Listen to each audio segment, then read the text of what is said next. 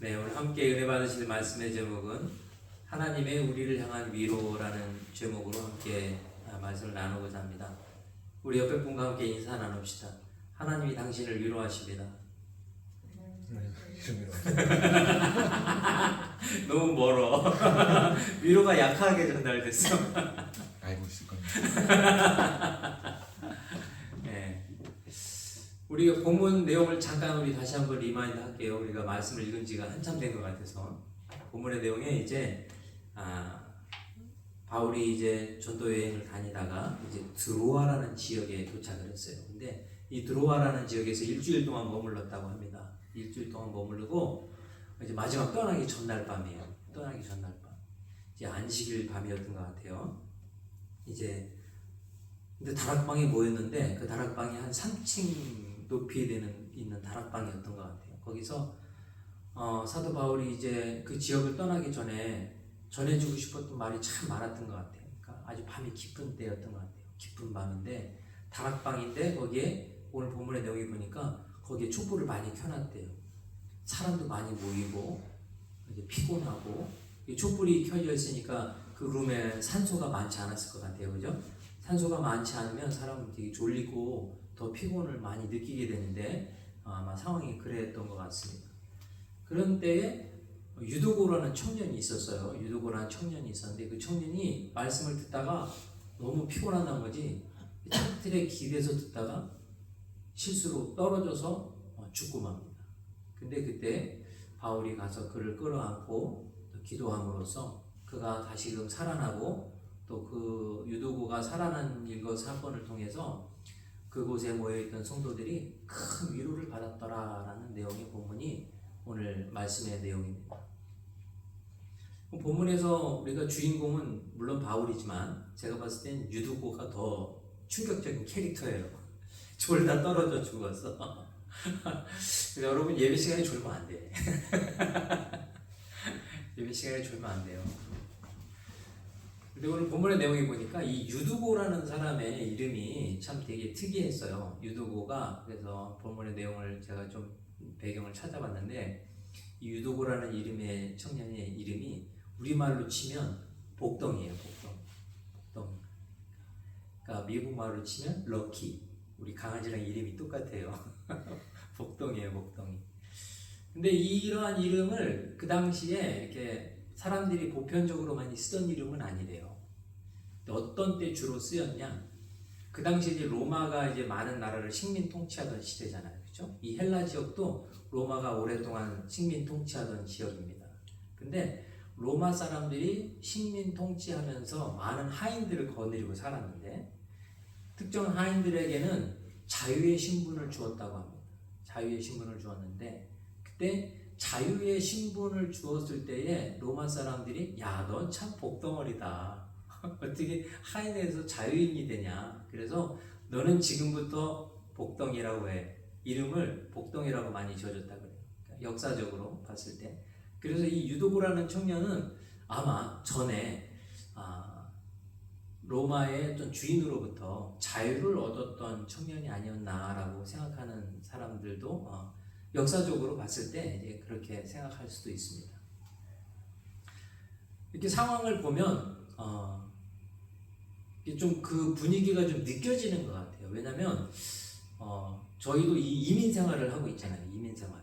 여러분도 동의하실지는 모르겠지만 이 자본주의라는 것은 어떻게 보면 철저하게 자본에 의하여서 그 자본에 의하여서 노동력을 제공하는 사람들이 신종 노예제도와 같은 그런 경향이 있어요. 아주 적은 액수를 그 사람들이 공급받고 그 사람들의 노동력을 그 돈을 지불하는 사람들에게 제공하는 근데 그 제공받는 그 물질이 내가 이 가난의 굴레를 넘어설 만큼 많지가 않아요. 그래서 그냥 먹고 살 수 있을 정도의 돈을 공급받는 그러한 사회 구조죠. 특별히 미국은 저희가 이제 마이너리티잖아요. 그죠? 유색인종으로서 이민자로서 특히 이제 뭐 하민이 같은 경우에는 이제 미국 사람이니까 그런 느낌이 별로 없겠지만 저 같은 경우에는 이제 한국에서 나고 자라서 한국의 문화와 정서를 갖고 또 이 영어가 자유롭지 않기 때문에 미국에서 항상 무슨 느낌이냐면 이방인과 같은 느낌, 그런 느낌이 항상 커요. 주 아빠는 뭐 그런 느낌이 없을까, 그죠? 있죠. 있어요? 어유, 주 아빠 정도는 없을 것 같은데. 근데 나나 우리 이렇게 마리아들이 그런 느낌이 항상 있죠. 항상 우리는 손님 같은 느낌. 그래서 아마 이 유도고라는 청년과 또 그 성도들이 모였던 이 드로아에 있었던 성도들도 이 로마의 식민 아래에서 마이너리티로 살아가는, 로마 시민이 아닌 이방인으로 살아가는 그 삶이 쉽지 않았을 겁니다. 힘들었을 거예요. 그래서 이 유도고라는 이 청년도 믿음이 없어서 졸았던 게 아니라 상황적으로 그 어려운 그 척박한 삶을 살아가면서 그나마 그래도 말씀을 의지하려고 저녁에 나왔지만 그가 그 피곤함과 어려움을 이기지 못하고 그러한 일을 겪었었던 게 아닌가 한번 생각해 볼 때에, 모양과 처지는 다르지만 우리의 삶과 상당히 유사한 그런 상황이 이날 이 드로아에 있는 교회 이 다락방에서들 예배를 드리고 말씀을 듣던 과정에서 일어났던 사건이 아닌가 생각해 봅니다. 그러고 보면 우리는 인생은 참 피곤하고 힘든 일이 참 많아요. 그렇죠? 우리가 비록 예수님을 믿고 예수님을 믿는 그 은혜로 말미암아 하나님의 자녀가 되어서 하루하루 하나님이 주시는 기쁨과 은혜로 살아야 되는데 우리 삶의 현실이 그렇게 녹록하지 않아요. 그래서 우리는 아까도 우리가 잠깐 얘기했지만 걱정 근심 전혀 없네라고 비록 찬양을 하고 있지만 그 찬양을 부르는 순간에도 무언가 걱정할 거리들이 우리가 항상 있어요. 항상 있어요. 여러분만 그런 게 아니에요. 저도 그래요. 저도. 근데 이게 정상은 아니에요. 하나님은 저와 여러분이 걱정과 근심 없이 이 세상을 기쁨과 은혜와 담대함으로 살기를 원하시는 줄 믿습니다. 그러한 삶을 저와 여러분이 함께 살 수 있기를 예수님의 이름으로 축원드립니다. 근데 오늘 본문의 핵심의 내용은 뭐냐면 그 유도고라는 청년이 죽었다가 살아난 게 저는 핵심이라고 생각했어요. 왜냐면 사람이 죽었다 살아난다는 게 엄청난 기적이잖아요. 그죠? 근데 본문의 내용을 깊이 보면 볼수록 그것보다 더 무언가 찬하게 다가오는 무언가가 있더라고요. 그래서 본문의 마지막 절에 보면 내가 다시 한번 읽어드릴게요. 사람들이 살아난 청년을 데리고 가서 적잖게 위로를 받았더라. 할렐루야. 성도들이 좀 이렇게 보면 좋을 것 같아요. 예를 들어서 사도 바울이 말씀을 10일 동안이나 이렇게 전하고 마지막 날에 그냥 밤이 새도록 말씀을 전해서 말씀으로 큰 위로를 받았더라 했으면 본문의 문맥상 그게 맞을 것 같은데 그 사도 바울이 밤 새도록 전한 말씀을 통해서 위로를 받았다는 얘기는 물론 위로를 받았겠죠. 그런데 없고 그 유도고라는 청년이 죽었다 살아나는 그 사건을 통해서 그들이 그 청년을 함께 데리고 가서 하나님 앞에 적잖은 위로를 받았다라는 내용을 봤습니다. 그래서 이 피곤한 인생을 살아가는 하나님의 백성들이 이 살아난 청년을 통해서 큰 위로를 받았다라는 내용인데, 근데 인생을 살면서 우리는 위로가 필요합니다. 위로가 필요해요. 우리 모두가 다 위로가 필요해요. 어떤 사람이 특별히 외로움과 슬픔을 더 많이 타고 어떤 사람은 그런 거로부터 강하고 그렇지 않아요.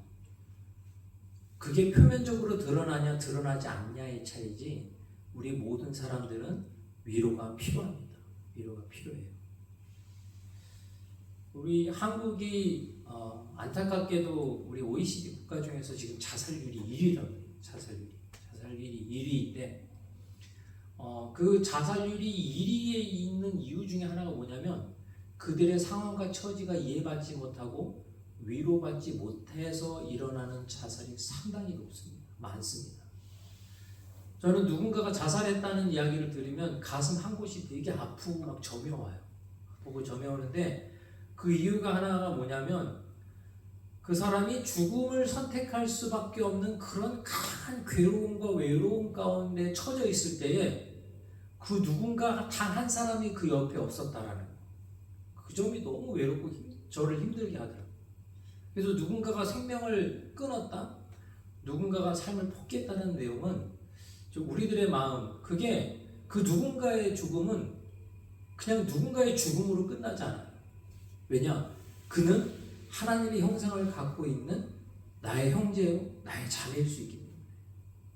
그래서 우리는 누군가의 외로움과 슬픔과 괴로움을 우리는 방관하거나 그것을 내버려 두시면 안 됩니다. 우리는 그거에 대한 연대적인 책임이 있어요. 연대적 책임. 그래서 제가 인터넷에서 우리 요즘에 유행하는 AI 챗GPT한테 물어봤어요. 사람은 어떻게 하면 위로를 받을 수 있는가? 그거에 대해서 제가 챗GPT한테 물어봤더니 챗GPT가 아주 당연한 얘기, 그리고 정말 중요한 얘기를 해주더라고요. 누군가를 위로하기 위해서는 그의 감정에 깊이 공감을 해야 됩니다. 깊이 공감을. 그리고 깊이 공감하고 그의 얘기를 들어주고 진실하게 위로를 해야 됩니다. 진실하게. 그러니까 행위가 있는 위로. 그러니까 그냥 말로만 하는 위로가 아니라 야, 힘들지? 바카스. 실제적 위로. 어느 날, 야, 내가 너를 어느 날 문득 바쁜 와중에도 전화를 탁 걸어서 야, 너 뭐해? 나 오늘 문득 너를 생각하다가, 너를 기도하다가 네 생각이 나서 전화했어. 잘 있지? 라는 이런 실제적 위로. 그리고 또 이 위로에 있어서는 언어의 온도가 상당히 중요한 것 같아요. 말을 따뜻하게. 그러니까 정말 그 위로가 말이 따뜻하게 다가오는 거. 똑같은 위로지만 어떤 위로는 우리를 오히려 상처 주는 그런 위로가 있어요. 그죠? 거봐, 내가 뭐라 그랬어. 이런 거. 내가 그런 거 하지 말라 그랬잖아. 이건 위로가 아니죠. 오히려 상처에 소금을 뿌리는 그런 것 같은 것 같아요. 그래서 우리가 누군가를 위로할 때는 어떻게 보면 진정으로 그 사람과 공감할 수 있는가 먼저 우리가 한번 돌아볼 필요가 있어요. 얼마 전에도 어떤 분이 저한테 전화가 와가지고 막 자신의 막 신세한탄을 하는데 공감할 수가 없었어요. 이해가 안 되는 부분이 너무 많아요. 그래서 그냥 그분의 이야기를만 듣기만 하고 그냥 그러시냐고 기도하겠다고 얘기한 적이 있는데, 또 얼마 전에는 어떤 분이 나한테 어떤 자기의 고민을 얘기하는데 너무 공감되는 거야. 나랑 상황이 너무 비슷해. 그러니까 맞장구를 치고 내 이야기를 해줬더니 그분이 내 상황의 이야기를 듣고 자기 상황이 좀 나은 걸 보고 위로받았어. 그래서 이게 공감이 이만큼 중요하구나. 이게 공감이 중요하구나. 그래서 위로는 어줍지 않게 해서는 안 되고 그에 대한 깊은 이해, 또 그에 대한 진실한 실제적 위로가 그에게 도움이 되는구나 라는 것을 다시 한번 리마인드하게 됐습니다. 그래서 오늘 저는 본문의 그 내용에 보면 하나님이 물론 바울의 말씀을 통해서도 얘기하지만 힘들고 지쳐서 걸터 앉았다가 떨어져 죽었던 그 청년을 살려주신 그 하나님, 그들을 깊이 이해하고 그들을 실제적으로 위로하시는 하나님을 그들이 경험해서 그들이 진정으로 위로를 받지 않았나, 그런 생각을 다시 한번 하게 됐습니다. 그래서 하나님이 우리와 함께 하신다는 이 위로를 통해서 그들이 깨달은 건 하나님이 나와 함께 하신다. 하나님이 이 공동체와 함께 하신다. 하나님이 내 가정과 함께 하신다는 것을 그들이 깨달았기 때문에 위로를 받았다라는 그런 생각을 저는 갖게 됐습니다. 그래서 한번 우리가 생각해 볼게, 과연 하나님이 우리와 함께 하시는 이유가 과연 뭘까? 하나님이 우리와 함께 하시는 이유가 뭘까? 한번 생각을 해보고 성경 말씀을 몇 가지 우리가 한번 찾아보기를 원합니다.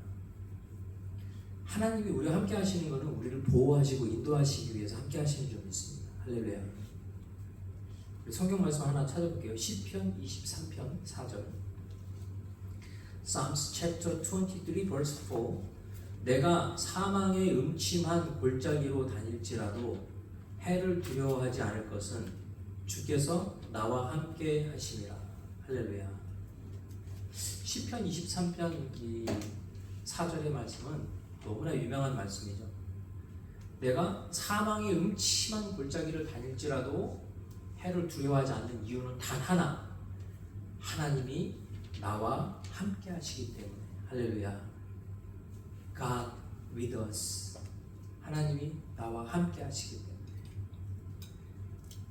하나님이 나를 보호하시고 나를 인도하시기 때문에. 근데 여기 한 가지 전제가 붙어요. 전제가 붙는데 그게 뭐냐면, 저와 여러분이 아까 우리 나연 자매님이 기도했던 것처럼 하나님이 원하시는 길을 갈 때, 하나님을 향한 방향으로 우리의 인생을 걸어갈 때, 물론 비록 그렇지 않을지라도 하나님은 저와 함께 하십니다. 저희와. 하지만 우리가 언제 더 하나님이 나와 함께 하신다는 걸 확신할 수 있느냐? 하나님이 원하시는 방향으로 내가 인생을 살아갈 때. 우리는 저희가 원하는 삶의 방향은요, 우리 중심적으로 치우칠 수 있어요. 내가 원하는 스타일로, 내가 원하는 방향으로 인생을 살아가기 쉽습니다. 하지만 예수님을 만나고 내 인생이 하나님으로 불러 빚진 자로서, 내 삶이 생명의 빚진 자로 그 하나님의 은혜와 빚을 갚고자 원하는 사람들의 인생의 방향은요, 달라요. 하나님이 원하는 쪽으로 갑니다. 그래서 사람들이 하나님의 복음을 향하여서, 하나님의 나라를 위하여서 자신들의 인생과 삶을 내어드리는 삶을 우리는 많이 보게 됩니다. 우리도 우리의 삶의 형편과 처지에서 하나님을 위하여서 하나님이 기뻐하시는 삶의 방향으로 그 인생을 정했을 때에 비록 어려움과 힘든 것이 많이 있지만 무엇을 확신하게 되느냐? 하나님이 우리와 함께 한다는 것을 확신하게 되는 줄 믿습니다. 오늘 본문의 사도 바울도요, 복음을 위하여서 여러 나라를 다니면서 돌에 맞아 죽을 뻔도 하고 강도도 만나고 동족에게 죽임을 당할 뻔도 하고 재판도 당하게 되고 나중에 죽게 돼요. 하나님이 함께 하셨지만 어려움이 없습니까? 아니요, 있어요. 아픔이 없습니까? 있습니다. 마저 죽을 뻔도 많이 했습니다. 그런데 그 안에 바울이 갖고 있는 마음의 확신은 뭐예요? 하나님이 나와 함께 하신다. 예수님도 우리한테 마지막에 천국으로 가시기 전에 약속을 했어요.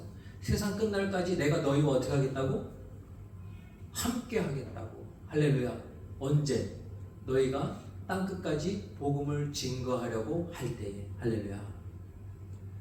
하나님은 하나님을 위한 하나님의 나라의 백성들에게 언제나 함께 하신 줄 믿습니다. 내가 하나님이 나와 함께 하신다라는 확신을 얻기 위해서 여러분, 제가 여러분들에게 주원드리고 싶은 것은 하나님이 원하시는 그 길을 갑시다. 하나님이 기뻐하시는 길을 갑시다. 자아를 포기하고 하나님 앞에 순종하려고 하는 그 삶의 길을 가려고 할 때 하나님이 함께 하시는 확신이 주어지는 줄 믿습니다. 근데 우리의 삶의 방향이 이렇게 하나님의 뜻 가운데로 방향이 틀어지지 않으면요, 우리는 예수님을 이름을 주술처럼 사용할 수밖에 없어요. 왜? 내가 원하는 대로 내 뜻대로 살면서 걱정과 근심을 얻기 위하여서 우상을 숭배하는 것처럼 예수님의 이름을 주술처럼 사용할 수도 우리는 있습니다. 우리는 그거로부터 자유로워지려면 방법은 하나. 하나님께 회개하고 돌아가서 하나님이 기뻐하시는 삶이 무엇인지 분별하고 그것에 순종하는 삶이 우리가 하나님의 보호하심과 인도하심을 받는 확실한 길인 줄 믿습니다. 두 번째, 하나님이 우리와 함께 하시는 이유는 우리에게 위로와 소망을 주시기 위함인 줄 믿습니다. 할렐루야. 하나님이 왜 우리와 함께 하신다고요? 나에게 나를 위로하시고 나에게 소망을 주시려고. 여러분, 군 생활을 해본 분들은 참 이해하실 거예요. 군대에 있을 때 가장 큰 위로와 소망이 뭔지 아세요? 주 아빠 군대에 있어서 가장 큰 위로와 소망이 뭐였어요?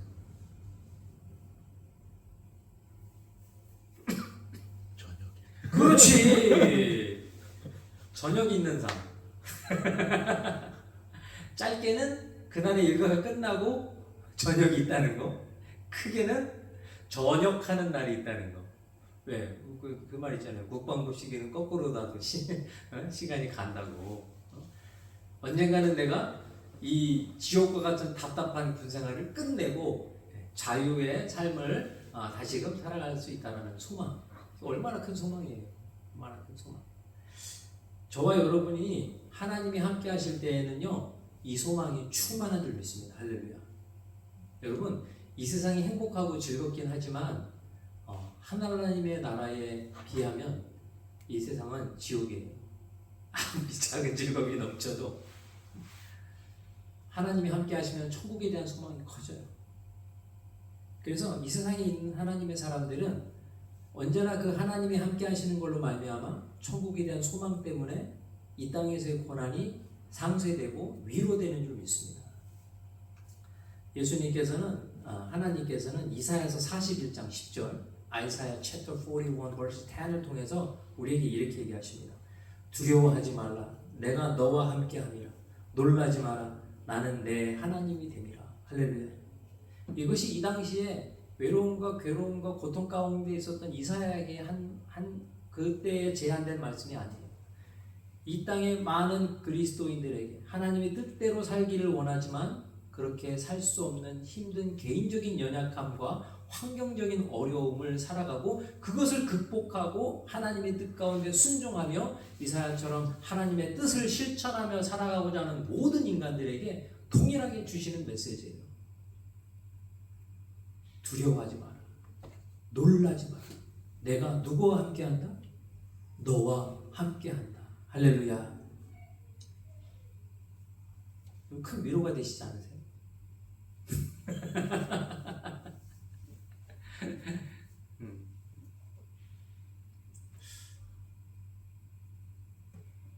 하나님이 또 우리와 동행하시는 이유 중에서 가장 큰 이유를 끌려면 사실은 이거 같아요.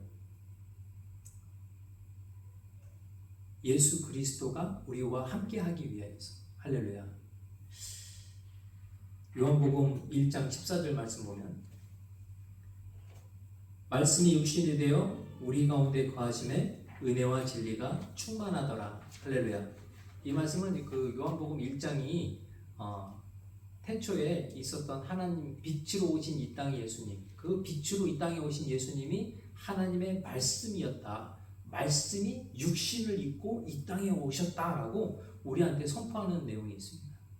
하나님의 말씀이 육신이 되어 우리 가운데 거해서 은혜와 진리가 충만한 예수님이 우리와 함께 하신다라는 거예요. 근데 이게 조금 더 구체적으로 드러난 부분이 있어요. 마태복음 1장 23절인데 Matthew chapter 1 verse 23 이건 우리 다 같이 한번 찾아봅시다. Matthew chapter 1 verse 23 마태복음 1장 23절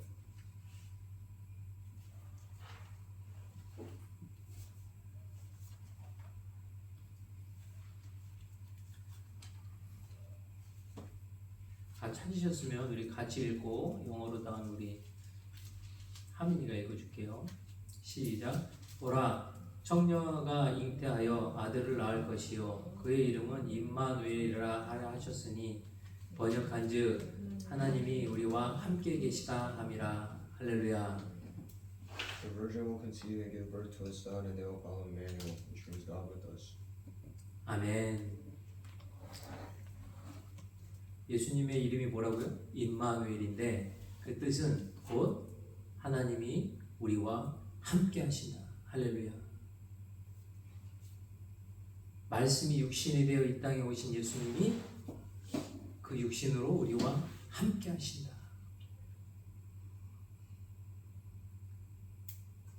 하나님은 단순히 우리를 그냥 위로하시고 우리를 건져주시고 보호하시고 우리를 인도하시고 그런 어떤 추상적인 관념적인 보호가 아닌 실제적인 보호로 우리와 함께 하시기 위하여서 말씀이신 하나님이 빛으로 이 땅에 육신을 입고 예수님으로 이 땅에 저와 여러분에게 함께 하신 줄 믿습니다.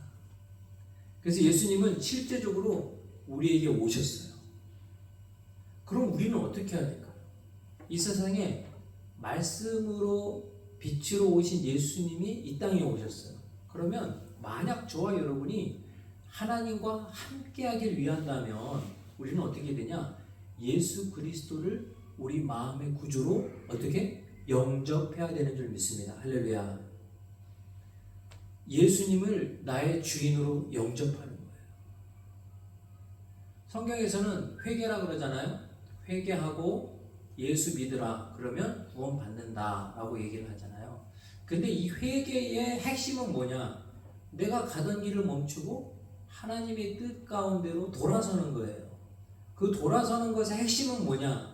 나의 자아의 죽음을 고백하고 예수 그리스도에 믿는 믿음 안에서 다시 삶을 하나님한테 고백하는 거예요.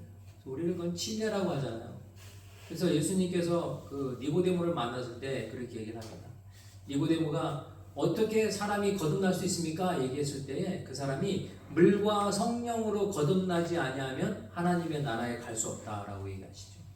물과 성령으로 거듭나는 거예요. 그 핵심이 뭐냐? 내가 가던 길을 돌아서서 하나님 앞에 나 중심적으로 살았던 나의 죽음을 선포하는 거예요. 침례, 물로서. 그래서 내가 죽음을 선포하고 이제는 나 중심적으로 살았던 나는 죽었습니다. 그리고 물속에서 일어나는 나, 그건 누구예요? 이제 예수 그리스도를 주인으로 영접한 나, 예수 그리스도와 연합된 나, 예수 그리스도의 영광을 위하여 살기를 결심한 나, 그 내가 살아나는 거예요. 그래서 성령의 인도하심으로 하나님과 동행하는 사람이 어떻게 된다? 천국 간다. 구원받는다. 그 사람이 하나님의 사람이다 라고 얘기하는 거죠. 그래서 우리가 결과적으로 하나님의 위로하심을 받기 위해서는요, 우리가 예수를 구주로 영접하고 마음속에 성령을 모시고 살아가는 삶을 살아야 돼요. 아, 내가 왜 이렇게 예수님 믿는데 힘들지? 내가 왜 예수님 믿는데 아무 근심과 걱정이 없어야 되는데 왜 이렇게 근심과 걱정이 많지? 그 이유가 뭐예요?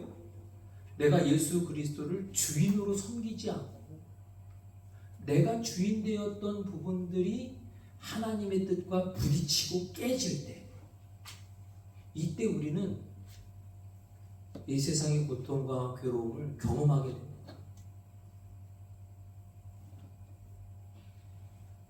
내가 누구라고 얘기는 안 하겠는데 성경책이 주일날 밑에 있다가 우리 집 머두름에서 일주일 동안 주인을 기다리는 성경책이 있어요.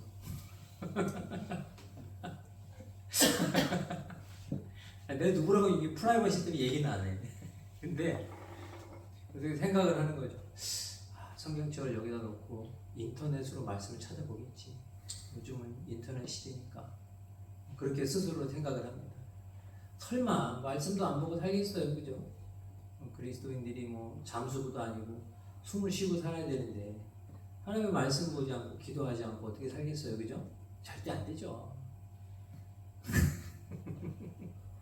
근데 그런 분들이 가끔 있더라고요. 그런 분들의 특징이 뭐냐? 걱정 근심 없이 살아야 되는데 걱정할 거 다 하고 근심할 거 다 하고 살아요. 이유는 다른 게 없어요. 왜? 말씀이 육신이 되어 오신 예수님과 함께 연합하지 않기 때문에. 그 연합의 증거가 뭐예요? 말씀 보고 묵상하고 기도하는. 여러분 얼마 전에 제가 어떤 집 화장실 공사를 해드렸어요. 화장실 공사를 해드렸는데 이제 그 집에 공사하다가 이제 마무리할 게 몇 개 있어서 이제 내가 이제 다음날 가겠습니다라고 이렇게 텍스트를 보냈어요. 텍스트를 보냈는데 근데 거기다가 이제 그분이 이제 저한테 답장을 했는데 이제 그분이 이제 제가 목사인 걸 알아요. 그래서 이렇게 항상 깍듯하게 이렇게 다 이렇게 존댓말로 텍스트를 하다가 갑자기 나한테 반말로 텍스트가 온 거예요. 언제 오는지 몰라. 언제 오는지. 그렇게 텍스트가 왔더라고요. 그래서 내가 이제 거기 일해주면서 친해져서 말을 놓나 보다. 그렇게 생각하고 내일 몇 시에 가겠습니다 했더니 그분이 이렇게 깜짝 놀라서 저한테 텍스트가 다시 왔는데 아유 죄송해요. 남편은 지하실에 있고 자기는 3층에 있어서 평상시에 뭐 할 얘기가 있으면 텍스트로 하다가 나한테 잘못 보냈다는 거야. 그 집에 이제 얘기를 나중에 이제 잠깐 들었는데 애들이 다 크고 둘이 말을 없이 지낸대. 말을 안 하고 지낸대.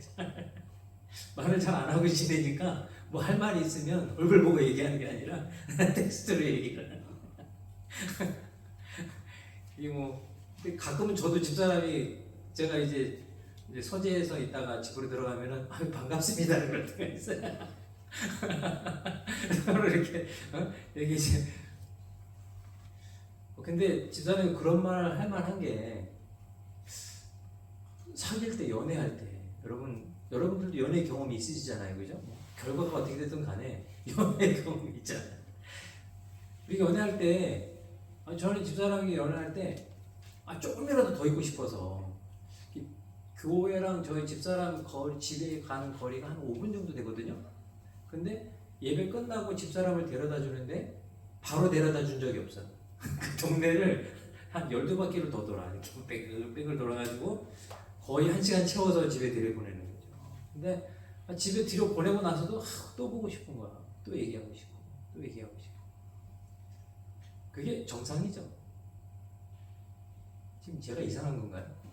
그게 정상이에요. 그게 누군가를 사랑하면 더 알고 싶고 더 이야기 나누고 싶고 더 듣고 싶고. 그래서 오늘 본문의 내용에 보면 이 드로아에 있는 성도들도요 일주일 동안 바울의 강론을 들었어요. 그런데 마지막 날 가는 날이야. 이제 다음 날 가. 그런데도 또 듣고 싶은 거야. 하나님의 말씀을 더 듣고 싶은 거야. 더 배우고 싶은 거야. 그래서 밤새도록 창문에 걸터져 떨어져 죽을지도 모르는 힘듦과 피곤함을 이겨가면서 그 말씀을 더 듣고 싶은 거예요. 하나님 사랑하니까. 열쇠가 거기 있어요.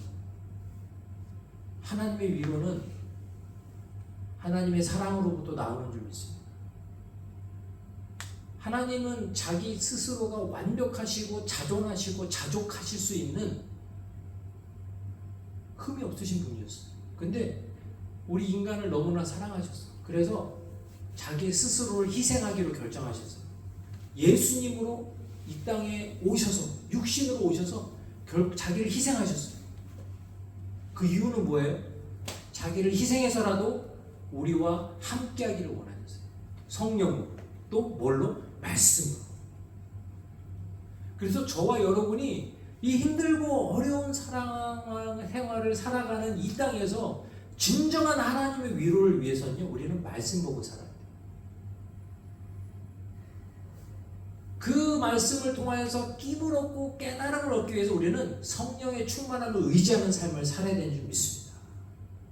그렇지 않으면 우리가 하나님의 성령과 위로를 깨달을 수가 없어요.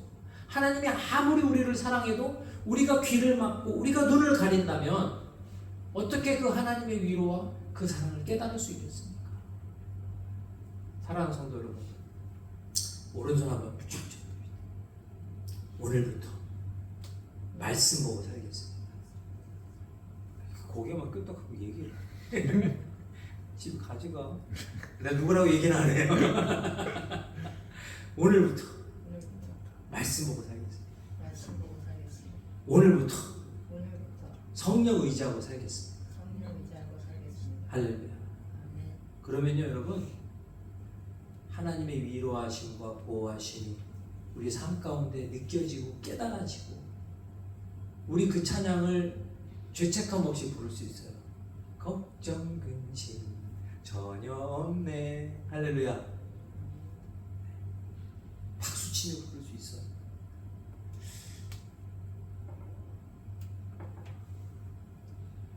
전에도 제가 한번 했던 간증인데, 제가 옛날에 예수님을 처음 만났을 때 제가 예수님 앞에 무너지게 된 계기가 있었는데, 그게 뭐였냐면, 저는 논리적으로 예수님을 믿고 싶었지만 논리적으로 믿을 수가 없어서 힘들어하다가 청년의 수련회를 같이 따라갔다가 예수님을 믿게 됐거든요.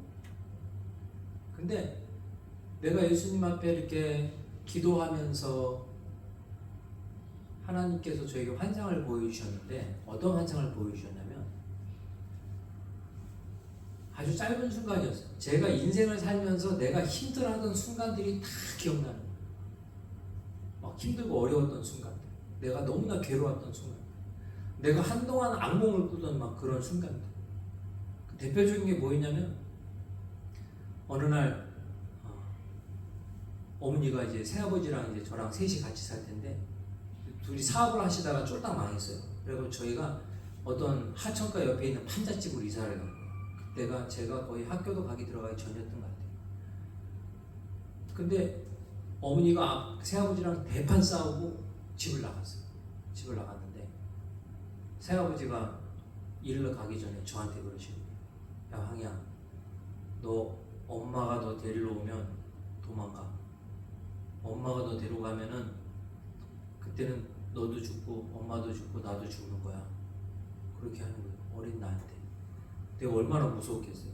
엄마가 집을 떠난 것도 무서운데 내가 엄마를 만나면 엄마도 죽고 나도 죽고 새아버지도 죽는다는 말을 들으니까 되게 너무 두려웠던 거예요. 근데 그날 새아버지가 일을 가시고 나서 엄마가 조금 있다가 진짜로 왔어요. 황이야 빨리 나와. 우리 도망가야 돼. 그러는 거예요. 근데 새아버지가 했던 말이 생각이 나요. 그래서 난 너무 무서워가지고 그냥 눈이 밖에 이만큼 쌓여 있었거든요. 맨발로 도망가요. 맨발로. 바람이 부는데 거기가 그 평택에 있는 중량천이라고 그 강가에 이렇게 골짜기에 바람이 불 때 얼마나 바람이 착 매서운지 몰라요. 엄마가 그때 지금도 알죠. 엄마가 그때 토끼털로 된 자복을 입고 있었는데 토끼털 노란 토끼털 옷을 입고 막 저를 부르는 거예요. 황야 이거 와. 그리고 나는 그 엄마가 부르면 부를수록 그게 더 무서워가지고 맨발로 그 중량천 얼어 있는 눈 쌓인 그 바닥을 울면서 막 도망갔죠. 네. 엄마 따라가면 진짜 다 죽는 줄 알고. 근데 그 트라우마가요. 고등학교 예수님 만나기 전까지 있었어요. 막 맨날 꿈을 꾸면 내가 그 눈밭을 뛰어가는 꿈을 꾸는 거예요. 항상. 그러니까 그런 순간들이 주마등처럼 쫙 지나가는 거예요. 순간. 그래서 내가 하나님한테 울면서 그랬어요. 하나님, 그때는 예수님이라고 그랬죠. 예수님, 내가 이렇게 힘든 일을 겪었는데 왜 저를 그냥 내버려 두셨어요? 내가 왜 나를 그냥 내버려 두셨어요? 그랬더니 예수님이 저한테 해주는 말이 저를 무너지게 했는데 내가 그 모든 순간마다 때마다 너와 함께 했다 라고 하시는 거예요. 내가 그 모든 것들을 알고 있다. 내가 너와 함께 했었다. 그 인생의 어렵고 힘들었던 순간마다 예수님이 나와 함께 있었다라는 그 말씀을 들었을 때에 제가 무너졌어요. 아, 주님은 참으로 나의 주님이십니다. 내가 비록 믿음이 없고 하나님을 느낄 수 없었지만 하나님은 그 옆에서 그 힘들고 어려운 순간마다 나와 함께 하셨다는 것을 저에게 알게 하셨어요. 그러니까 그 후부터 저는 그 꿈을 안 꿔요. 그 후부터 더 이상 그 순간은 나의 외롭고 괴롭고 힘든 순간이 아니었어요. 그 가운데서도 하나님의 보호하심이 있었고 위로하심이 있었고 함께하심이 있었다는 것을 깨닫게 된 거죠. 사랑하는 성도 여러분, 오늘 본문에 나와 있는 이 유도고라는 청년이 죽었다 살아났잖아요. 근데 이 죽었다 살아난 이 유도고가 그 성도들과 함께 같이 올라갈 때 그 공동체가 큰 위로를 받았다 그러잖아요. 근데 이 위로라는 단어를 보면 이 헬라어인데 이게 합성어예요. 파라칼레오라는 뜻입니다. 파라칼레오가 뭐냐면 파라가 옆에라는 뜻이에요. 내 옆에, 옆구리, 내 옆에. 칼레오는 부르다, 함께 있다 그런 뜻이에요. 내 옆에 함께 있다. 그들이 큰 위로를 받았는데 그 위로는 뭐냐? 하나님이 내 옆에 나와 함께 있다. 그 청년의 죽음과 그 청년의 다시 살아난 그 사건을 통해서 힘들고 어려운 인생을 살았던 그 사람들이 깨닫게 되는 건 뭐예요? 아, 이 힘들고 이 먹먹하고 막막한 인생 가운데 하나님이 우리와 함께 하셨구나. 하나님이 우리와 함께 하셨기 때문에 이 죽었던 청년도 살아나게 되는구나. 이 어렵고 힘든 인생을 우리만 힘들고 괴롭게 살지 말라고 우리에게 말씀을 주셨구나. 먹먹하고 답답하고만 살게 말라고 우리에게 성령을 주셨구나. 이것을 그 성도들이 깨달았을 때 이것이 그들에게 위로가 된 줄 믿습니다. 사랑하는 성도 여러분, 우리는 인생을 살면서 많은 게 필요해요. 돈도 필요하고 건강도 필요하고 효도하는 자녀도 필요하고 좋은 차 필요하고 좋은 집 필요하고. 근데 그것은요 다 없어질 거예요. 죄송한 얘기인데 우리 자녀들도요 시집가고 장가가면 뭐 효도하고 그럴 것 같죠? 자기들 먹고 살기 나빠요. 그게 효도야. 그게 효도. 서로 안 싸우고 잘 먹고 잘 살면 그게 효도예요. 이 땅에 있는 모든 것들, 심지어는 자녀, 사랑하는 아내, 남편, 뭐 영원히 나와 함께하겠다고 뭐 결혼식 때 약속하고 서약했었던 거 그러고 싶었겠지. 근데 상황이 그렇지 못한 사람들이 많이 있어요. 그게 그 사람들의 잘못일까요? 우리 모두의 연약함이죠. 그런데 이런 불확실성과 없어질 이 세상에 먼지와 같은 것들이 이러한 복잡하게 얽혀있는 이 세상에서 하나님이 우리에게 약속하십니다. 내가 너와 함께하겠다. 할렐루야. 말씀이 육신이 되어 우리 가운데 거하시니 은혜와 진리가 충만하신 예수님을 나의 구주로 영접하고 이 세상에 오만 가지 잡다한 소리가 물려날 때에 우리에게 진리의 말씀을 깨닫게 하시는 성령의 인도하심을 우리가 받는다면 저와 여러분은 이 땅에서 가장 큰 위로를 받은 행복한 사람이 될 줄 믿습니다. 그래서 우리 하나님의 위로를 원하는 사람들에게 진정으로 하나님의 위로를 전할 수 있도록 말씀 묵상하고 성령 의지하면서 살아갑시다. 말씀 묵상하고 성령 의지하며 살아갑시다. 기도하겠습니다. 할렐루야. 은혜와 사랑이 많으신 하나님 감사드립니다. 이 세상에 그 누구도 나를 이해할 사람이 없습니다. 이 세상의 어떤 위로도 우리 삶의 진정한 위로를 이룰 수는 없습니다. 하지만 주님께서 나의 모든 것을 아시고 나의 모든 순간과 상황 가운데 함께 우시고 함께 아파하시고 함께 힘들어하시고 그 가운데서 우리가 좌절하거나 넘어지고 낭망하지 않도록 위로하시고 보호하시고 인도하신 은혜를 이 시간에 진정으로 감사를 드립니다. 하나님께서 항상 기뻐하고 쉬지 말고 기도하고 범사에 감사하라고 말씀하셨는데 그렇게 살지 못한 우리의 죄를 이 시간에 고백하며 하나님의 뜻대로 순종하길 원하오니 말씀 의지하고 살게 하여 주시옵소서. 내 지혜와 내 지식이 아닌 성령의 조명하심과 능력 주심을 의지하며 살아갈 수 있도록 우리에게 믿음 주시옵소서. 그래서 하나님이 우리에게 주시는 그 위로를 우리가 온전히 누리고 또 많은 이웃들을 그 하나님의 위로하심으로 인도할 수 있도록 우리에게 허락하여 주시옵소서. 능력을 주시옵소서. 은혜를 주시옵소서. 감사드립니다. 우리 원하신 예수님의 이름으로 기도드렸습니다. 아멘. 하나님께 감사의 박수 드리겠습니다.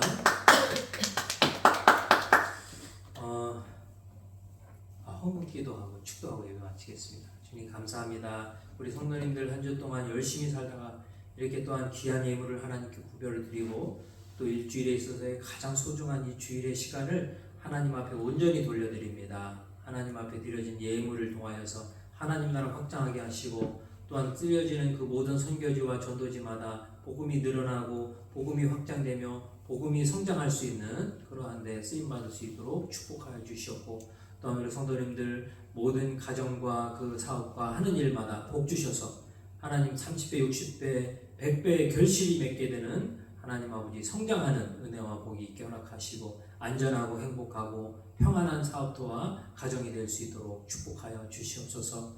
우리는 지금은 우리 주 예수 그리스도의 십자가의 은혜와 하나님 아버지의 그 크신 사랑하심과 교통하심과 조명하심과 능력 주심의 역사가 오늘날 하나님의 위로를 받고 하나님의 위로로 이웃들을 위로하며 살아가기를 원하는 말씀 중심, 성령 중심으로 살아가기를 마음속에 결심하는 모든 개인들과 공동체 가운데 지금부터 영원히 함께 하시기를 예수님의 이름으로 축원드리옵나이다. 아멘. 우리 하나님께 감사의 박수 드리겠습니다.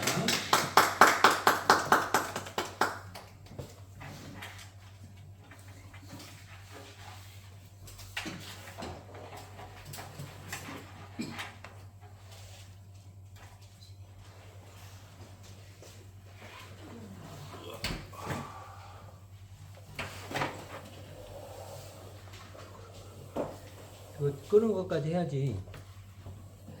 이거 안 껐네.